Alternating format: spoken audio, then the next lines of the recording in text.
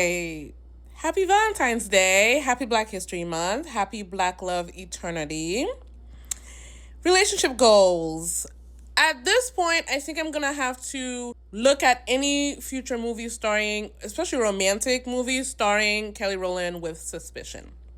She gained a lot of trust from me through the Merry Little Christmas series. Those 3 movies, if you haven't seen them, they're Christmas themed romantic movies. If you haven't watched them, watch them. They're cute, they're worth it, they're funny.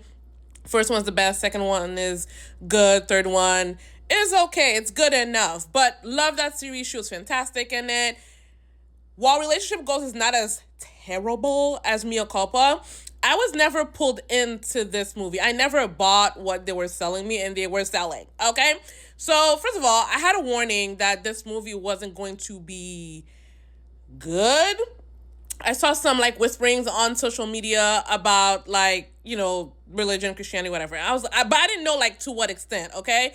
Then I started the movie last night, and I see produced by Devon Franklin. That was my warning shot, because I know who Devon Franklin is.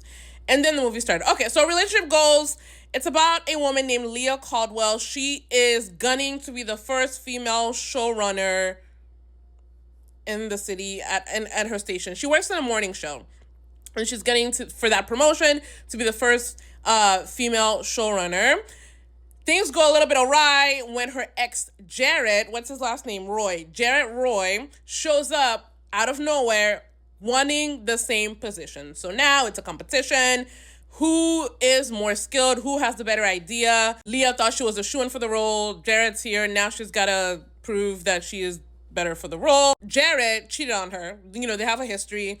I don't remember if this is apparent in the trailer, but they have a past. He cheated on her, and she's still holding on to that. We don't know how long ago this happened, but she is now over it. He's swearing he's a changed man because he read a book written by a pastor. So he's swearing he's changed because of this book, and she's not buying it. And that's the movie. Will she learn that love is more important than her career? We have to find out. Now, here's the thing. Oh, it stars Kelly Rowland. It stars Cliff Smith, a.k.a. Method Man. Beautiful people. I did not feel the chemistry between them. I didn't. I just feel like they were acting next to each other as opposed to acting with each other, okay? And it's the script. They could not rise above the script. I saw good things from them both, especially from Method Man. I feel like he outshined Kelly. I'll get to it. It is directed by Linda Mendoza. It is written by Michael Elliott, Corey Tynan, and Laura Lekos.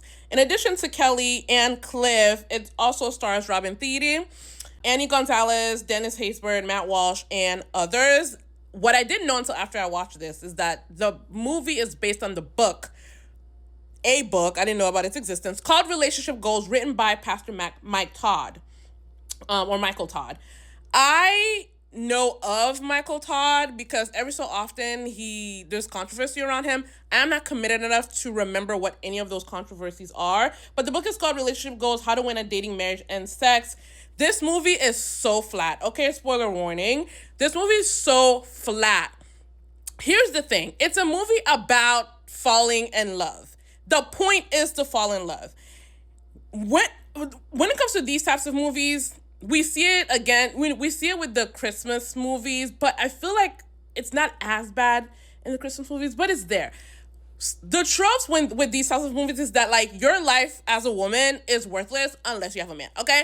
Your career is not important. Your ambition is not important. You're too ambitious. You're too career-oriented. You are doing everything wrong in your life because you don't have a man. Why have you put your love life last, okay? That tends to be the premise. That's a trope with these movies. But sometimes it's not terrible. You see the trope, but it's still passable as a storyline, as a plot. You have the whole they're bickering the entire time, and then there's a montage, and that fixes everything. Montage in place of actual story that shows you character growth. Okay, montage. The thing about this movie is that in addition to you need a man because it's a love story, it's a story about love, you also need God. Like, you need God. Like, you don't have God in your life, and that's also why everything is going wrong. Don't you know that if you have God at the center, things will start going right for you? Okay. It was flat. Like, I was never pulled in by anything. Leah, Kelly Rowland's character, is a bad character. Like, she is terribly written. She is one note. Everybody's one note. Everybody's flat. That also comes with the territory with these movies. But she's negative. Like, the story does not like her. Okay? Everything she's focused on is wrong. She wants this position. That's the wrong thing. She has this idea. It's not the right idea. The story doesn't support her idea. We know that Jarrett has the right idea because he is backed by the book, the good book, Relationship Goals. She has this grief storyline that leads to one of the worst lines in the movie. I'll get to that later. We learned that one of the reasons why the network is making Leah compete for the position is because she's not a team player. Do we get to see how she's not a team player? No. Except for this, like, her main, like, competition where she's nasty is Jarrett, her ex, who she's supposed to fall in love with. We don't hear any stories about, like, she stepped on people to get to where she is. We don't have anyone in the movie who hates her for not being a team player, for being a hard ass. We're just told she's not a team player and she needs to become one. Throughout the movie, we don't see her learn to become a team player. Again, the conflict is fixed with a montage. Yes, there's some scenes where, like,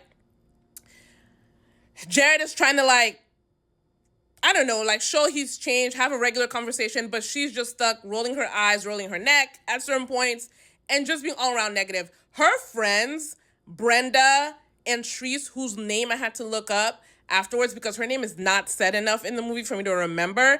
This is one of those movies where, like, the supporting characters are more enjoyable than the main characters. Leah has a list for dating. That's wrong. She's not supposed to have a list. Mind you, this woman was cheated on, and it hurt her so bad. We don't get a sense of, like, how long ago this cheating happened, which I think is a fault in the movie. She's not over it. She's not over this man and how he hurt her. They couldn't give her a better list. Her list is portrayed as shallow, even though towards the end we get to see what else is on it. The point is she doesn't need a list, aka standards. I don't know. Of course, the only things they share is that, like, you know, height.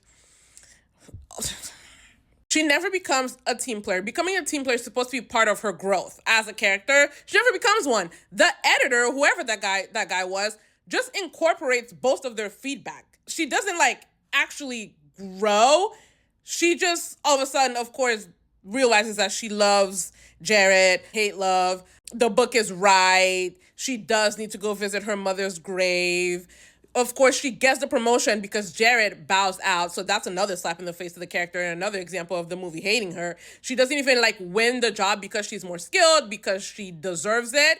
He bows out, which just clears the way for her. And then, of course, she gets a promotion and realizes that she's still empty on the inside. She's still a shell of a person because she doesn't have this man. She's not an enjoyable character. He's not an enjoyable character. I don't know why he asked the waitress at some point if the fish is farm raised. It's a romantic comedy. It's not funny. Brenda, the friend, and her relationship with Aiden was a bit more tolerable because Brenda wasn't stuck having, yes, she was desperate for marriage, you know. And then she eventually gets the ring after 5 years. Aiden reads the book and realizes that he does want to get married after all. And then Treese, her lesson is that, you know, you can't win. Like, Leah is supposed to want a relationship. Treese needs to stop wanting a relationship.